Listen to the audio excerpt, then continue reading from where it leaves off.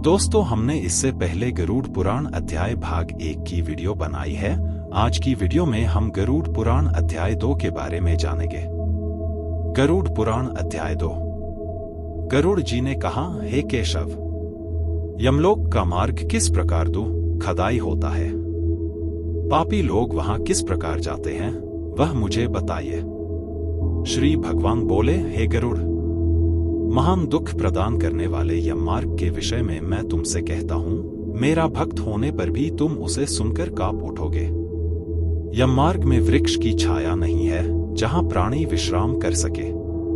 उस यम मार्ग में अन्न आदि भी नहीं है जिनसे कि वह अपने प्राणों की रक्षा कर सके। हे खग, वहां कहीं जल भी नहीं दिखता जिसे अत्यंत तृषातुर वह जीव पी सके। वहां प्रलयकाल की भांति 12 सूर्य तपते रहते हैं। उस मार्ग में जाता हुआ पापी कभी बर्फीली हवा से पीड़ित होता है तथा कभी कांटे चुभते हैं और कभी महाविषधर सर्पों के द्वारा डसा जाता है। वह पापी कहीं सिंहों, व्याघ्रों और भयंकर कुत्तों द्वारा खाया जाता है, कहीं बिच्छुओं द्वारा डसा जाता है और कहीं उसे आग से जलाया जाता है।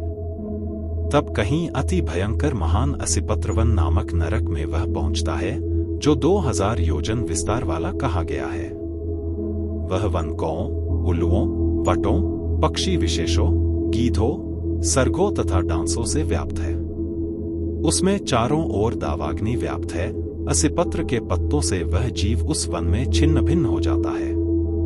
कहीं अंधे कुएं में गिरता है, कहीं विकट पर्वत से गिरता है, कहीं छुरे की धार पर चलता है तो कहीं कीलों के ऊपर चलता है।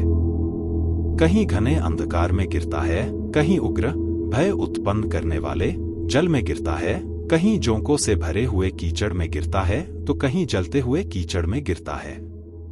कहीं तपी हुई बालुका से व्याप्त और कहीं धधकते हुए ताम्रमय मार्ग, कहीं अंगार की राशि और कहीं अत्यधिक धुएं से भरे हुए मार्ग पर उसे चलना पड़ता है। कहीं अंगार की वृष्टि होती है, कहीं बिजली गिरने के साथ शिलावृष्टि होती है, कहीं रक्त की, कहीं शस्त्र की और कहीं गर्म जल की वृष्टि होती है। कहीं खारे कीचड़ की वृष्टि होती है। मार्ग में कहीं गहरी खाई है, कहीं पर्वत शिखरों की चढ़ाई है और कहीं कंदराओं में प्रवेश करना पड़ता है। वहां मार्ग में कहीं घना अंधकार है तो कहीं ख से चढ़ी जाने योग्य शिलाएं हैं, कहीं मवाद, रक्त तथा विष्ठा से भरे हुए तालाब हैं। यम मार्ग के बीचों बीच अत्यंत उग्र और घोर वैतरणी नदी बहती है। वह देखने पर दुखदायिनी हो तो क्या आश्चर्य, उसकी वार्ता ही भय पैदा करने वाली है।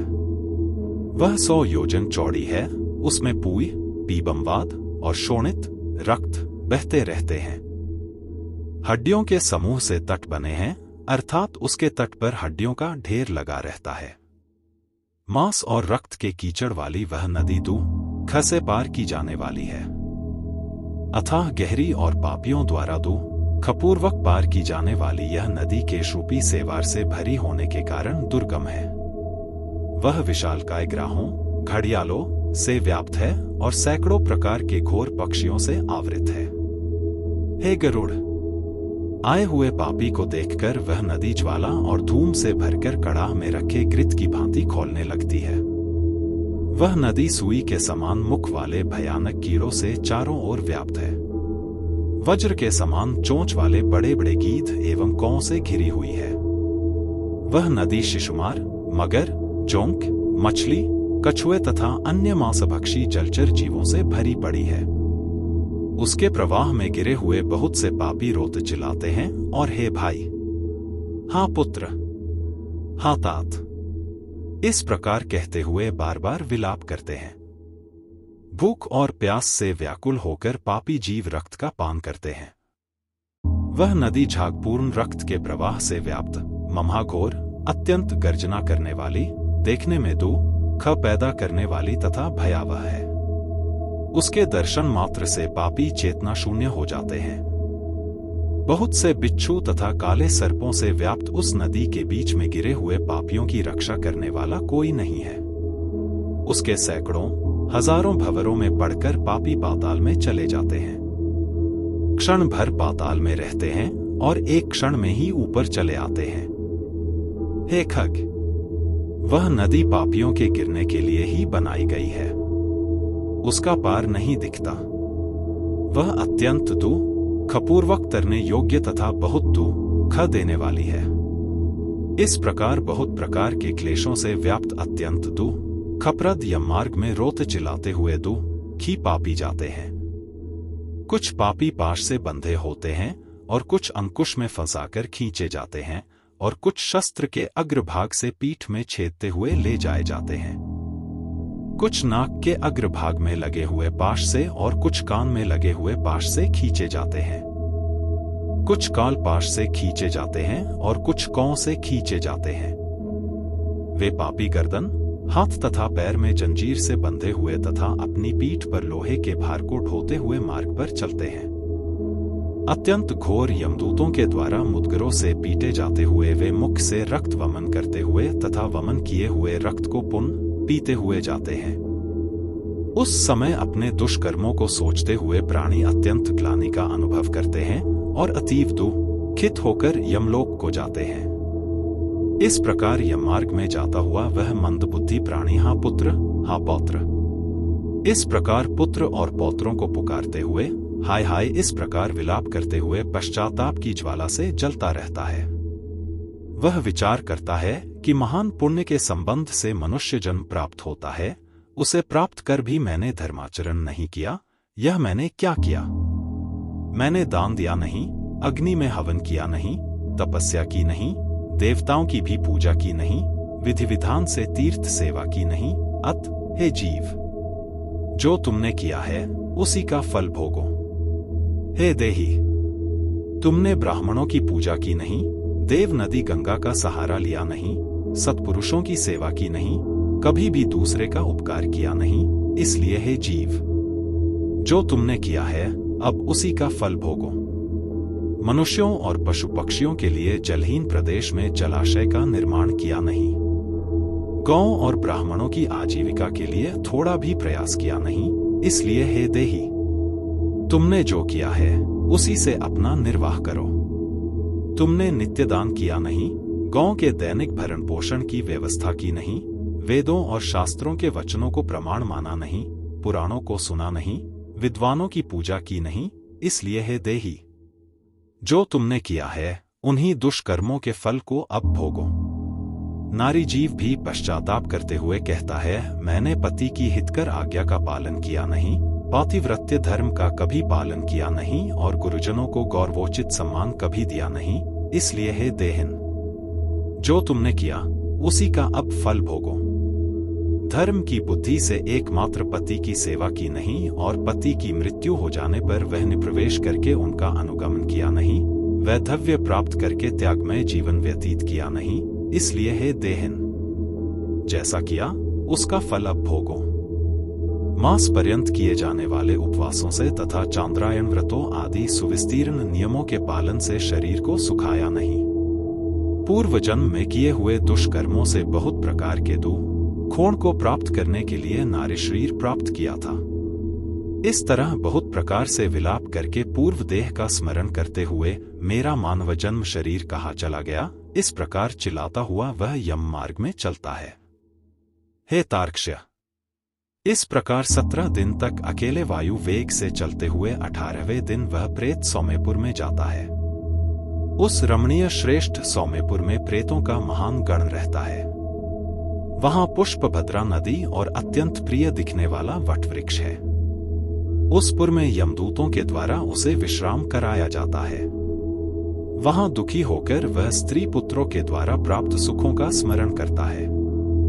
वह अपने धन, भृत्य और पौत्र आदि के विषय में जब सोचने लगता है तो वहां रहने वाले यम के किंकर उससे इस प्रकार कहते हैं, धन कहाँ है, पुत्र कहाँ है, पत्नी कहाँ है, मित्र कहाँ है, बंधु बांधव कहाँ है। हे मूढ़, जीव अपने कर्मोपार्जित फल को ही भोगता है, इसलिए सुदीर्घ काल तक इस यम मार्ग पर चलो। हे परलोक के राही, तू यह जानता है कि राहगीरों का बल और संबल पाथे ही होता है, जिसके लिए तूने प्रयास तो किया नहीं। तू यह भी नहीं जानता था कि तुम्हें निश्चित ही उस मार्ग पर चलना है और उस रास्ते पर कोई भी लेन देन हो नहीं सकता।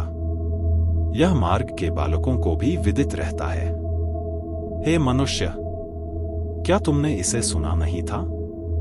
क्या तुमने ब्राह्मणों के मुख से पुराणों के वचन सुने नहीं थे? इस प्रकार कहकर मुदगरों से पीटा जाता हुआ वह जीव गिरते पड़ते दौड़ते हुए बलपूर्वक पाशों से खींचा जाता है। यहाँ स्नेह अथवा कृपा के कारण पुत्र पौत्रों द्वारा दिए हुए मासिक पिंड को खाता है। उसके बाद वह जीव सौरिपुर को प्रस्थान करता है। उस सौरिपुर में काल के रूप को धारण करने वाला जंगम नामक राजा रहता है। उसे देखकर वह जीव भयभीत होकर विश्राम करना चाहता है। उस पुर में गया हुआ वह जीव अपने स्वजनों के द्वारा दिए हुए त्रैपाक्षिक अन्नजल को खाकर उस पुर को पार करता है। उसके बाद शीघ्रतापूर्वक वह प्रेत नगेंद्र भवन की ओर जाता है और वहां भयंकर वनों को देखकर दुखी होकर रोता है। दयारहित दूतों के द्वारा खींचे जाने पर वह बार बार रोता है और 2 मासों के अंत में वह दुखी होकर वहां जाता है। बांधवों द्वारा दिए गए पिंड, जल, वस्त्र का उपभोग करके यम किंकरों के द्वारा पाश से बार बार खींचकर पुनः आगे ले जाया जाता है। तीसरे मास में वह गंधर्वनगर को प्राप्त होता है और वहां त्रैमासिक पिंड खाकर आगे चलता है। चौथे मास में वह शैलागमपुर में पहुंचता है और वहां प्रेत के ऊपर बहुत अधिक पत्थरों की वर्षा होती है। वहां चौथे मासिक पिंड को खाकर वह कुछ सुखी होता है। उसके बाद 5वें महीने में वह प्रेत क्रौंचपुर पहुंचता है। क्रौंचपुर में स्थित वह प्रेत वहां बांधवों द्वारा हाथ से दिए गए 5वें मासिक पिंड को खाकर आगे क्रूरपुर की ओर चलता है। 5.5 मास के बाद बांधवों द्वारा प्रदत्त 59 मासिक पिंड और घटदान से तृप्त होकर वह वहां आधे मुहूर्त तक विश्राम करके यमदूतों के द्वारा डराए जाने पर दुख से कांपता हुआ उस पुर को छोड़कर चित्रभवन नामक पुर को जाता है, जहां यम का छोटा भाई विचित्र नाम वाला राजा राज्य करता है। उस विशाल शरीर वाले राजा को देखकर जब वह जीव डर से भागता है, तब सामने आकर कैवर धीवर उससे यह कहते हैं, हम इस महावैतरणी नदी को पार करने वालों के लिए नाव लेकर आए हैं। यदि तुम्हारा इस प्रकार का पुण्य हो तो इसमें बैठ सकते हो। तत्वदर्शी मुनियों ने दान को ही वितरण देना या बांटना कहा है। यह वैतरणी नदी वितरण के द्वारा ही पार की जा सकती है, इसलिए इसको वैतरणी कहा जाता है। यदि तुमने वैतरणी गौ का दान किया हो तो नौका तुम्हारे पास आएगी, अन्यथा नहीं। उनके से वचन सुनकर प्रेत हाँ देव सा कहता है। उस प्रेत को देखकर वह नदी खोलने लगती है और उसे देखकर प्रेत अत्यंत क्रंदन विलाप करने लगता है। जिसने अपने जीवन में कभी दान दिया ही नहीं, सा पापात्मा उसी वैतरणी में डूबता है। तब आकाश मार्ग से चलने वाले दूत उसके मुख में कांटा लगाकर बंसी से मछली की भांति उसे खींचते हुए पार ले जाते हैं। वहां षाण्मासिक पिंड खाकर वह अत्यधिक भूख से पीड़ित होकर विलाप करता हुआ आगे के रास्ते पर चलता है। 7वें मास में वह बहवापतपुर को जाता है और वहां अपने पुत्रों द्वारा दिए हुए 7म मासिक पिंड को खाता है। हे पक्षीराज गरुड़, उस पुर को पार कर वह खद नामक पुर को जाता है। आकाश मार्ग से जाता हुआ वह महान दुख प्राप्त करता है। वहां 8वें मास में दिए हुए पिंड को खाकर आगे बढ़ता है और 9वां मास पूर्ण होने पर नाना क्रंदपुर को प्राप्त होता है। वहां क्रंदन करते हुए अनेक भयावह क्रंदगणों को देखकर स्वयं शून्य हृदय वाला वह जीव दुखी होकर आक्रंदन करने लगता है। उस पुर को छोड़कर वह यमदूतों के द्वारा भयभीत किया जाता हुआ 10वें महीने में अत्यंत कठिनाई से सुतप्त भवन नामक नगर में पहुंचता है। वहां पुत्रादि से पिंडदान और जलांजलि प्राप्त करके भी सुखी नहीं होता। 11वां मास पूरा होने पर वह रौद्रपुर को जाता है और पुत्रादि के द्वारा दिए हुए 11 मासिक पिंड को वहां खाता है। 11.5 मास बीतने पर वह जीव पयोवर्षण नामक नगर में पहुंचता है। वहां प्रेतों को दुख देने वाले मेघ घनघोर वर्षा करते हैं। वहां पर दुखी वह प्रेत ऊनाब्दिक श्राद्ध के पिंड को खाता है। इसके बाद वर्ष पूरा होने पर वह जीव शीताड़े नामक नगर को प्राप्त होता है। वहां हिम से भी 100 गुनी अधिक महान ठंड पड़ती है। शीत से खी तथा क्षुधित वह जीव इस आशा से दसों दिशाओं में देखता है कि शायद कहीं कोई हमारा बांधव हो जो मेरे दुख को दूर कर सके। तब यम के दूत कहते हैं, तुम्हारा सा पुण्य कहाँ है।